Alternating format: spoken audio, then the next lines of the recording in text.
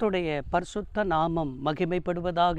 தினமும் கர்த்தருடைய சத்தத்தை கேட்டுக்கொண்டிருக்கிற தேவனுடைய பிள்ளைகளை வாழ்த்துகிறேன், ஆசீர்வதிக்கிறேன். நீங்கள் ஆசீர்வதிக்கப்பட்டவர்கள். இந்த நாளிலும் பரிசுத்த தேவன் உங்களை பார்த்து சொல்கிற ஒரு வார்த்தை, சிறுமையை கண்ணோக்கி பார்த்தவர்.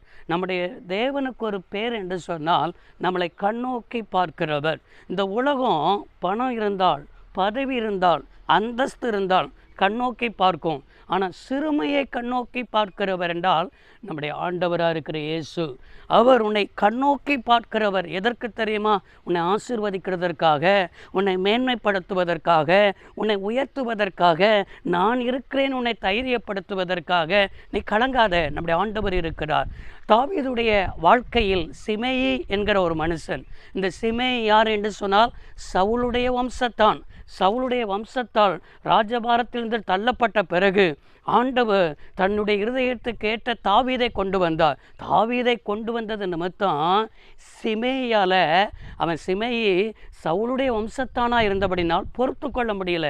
இவனா ராஜாவா மாறினா, இவனுக்கு அது நம்ம கீழ்ப்படியணும், இவன் அநேக ரத்தத்தை சிந்தினவனாச்சே என்று சொல்லி சிமேயி தாவீதை தூசித்து கொண்டே வருகிறான். தாவீதை தூசித்து கொண்டு வரும் பொழுது தாவீதோடு கூட இருந்தவர்கள் எல்லாரும், இவன் இப்படி தூசிக்கிறானே, நீர் எங்களுக்கு கட்டளையிடும், இவனை இல்லாமலாக்க நான் செய்து விடுகிறேன் என்று சொல்லி அவர்கள், தாவீதோடு கூட இருந்தவர்கள் இப்படிப்பட்ட வார்த்தைகளை சொல்லும்போது, இந்த சூழ்நிலையில்தான் தாவீது 2 சாமுவேல் 16ஆம் அதிகாரம் 12வது வசனத்தில் வேதத்தில் வாசிக்கிறோம், ஒருவேளை கர்த்தரின் சிறுமையை பார்த்து இந்த நாளில் அவன் நிந்திக்கிற நிந்தனைக்கு பதிலாக எனக்கு நன்மையை சரிகட்டுவார் என்றான்.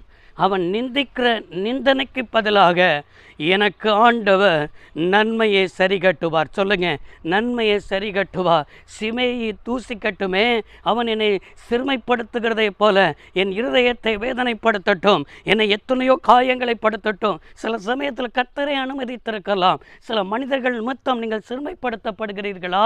அதே போல் தாவீதுடைய வாழ்க்கையில் தாவீதே சொல்கிறான், என் கற்ப பிறப்பே, என் மகன் அப்சலோமே என்னை சிறுமைப்படுத்துகிறான் என்று சொல்லி மகன் நிமித்தம் அந்த சிறுமை, அதே போல தேசத்தில் இருக்கிற மனிதர்கள் நிமித்தம் அந்த சிறுமை, சுற்றிலும் இருக்கிறவர்கள் நிமித்தம் அந்த சிறுமை, எல்லா சிறுமையையும் ஆண்டவர் கண்ணோக்கி பார்த்து அவர்கள் நிந்தித்த நிந்தனையை தாவீதுடைய வாழ்க்கையில் நன்மையாய் முடிய பண்ணினார். நம்முடைய தேவன் சில மனிதர்கள் சிறுமைப்படுத்தலாம். சிறுமைப்படுத்தின மனிதர்களுக்கு முன்பாகவே உன் தலையை உயர்த்துவார், உன் நன்மையினால் அலங்கரிப்பார். அந்த சிமையை அட்ரஸ் தெரியாமல் போனான்.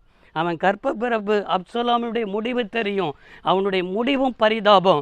எனக்கு அருமையான தேவனுடைய பிள்ளையே, நீ கர்த்தரை மாத்திரம் சார்ந்து கொள்வாய் என்றால் உன் சிறுமையை கண்ணோக்கி பார்த்து உன்னை நன்மையினால் கர்த்தர் முடிசூட்டுவா. நீ ஆசீர்வாதமாக இருப்பாய், பிறருக்கும் ஆசீர்வாதமாக இருப்பாய். இன்னைக்கு சிறுமையை பார்த்திருக்கிறேன்னு ஆண்டவர் பேசியிருக்கிறார். கலங்காதே, திகையாதே, கர்த்தருடைய கரத்தில் உன்னை ஒப்புக்கொடு, உன்னை ஆசீர்வதிப்பார். சர்வ வல்லமையுள்ள தெய்வமே, அன்பு தகப்பன், இந்த வார்த்தையின்படியே உன்னுடைய பிள்ளைகளை ஆசீர்வதியும். இன்னைக்கு வாழ்ந்திருக்கட்டும், ஆசீர்வாதத்தை பெற்றுக்கொள்ளட்டும். இயேசு ரட்சகர் நாமத்தில் பிதாவே, ஆமென். கர்த்தர் உங்களை ஆசீர்வதிப்பாராக. God bless you all.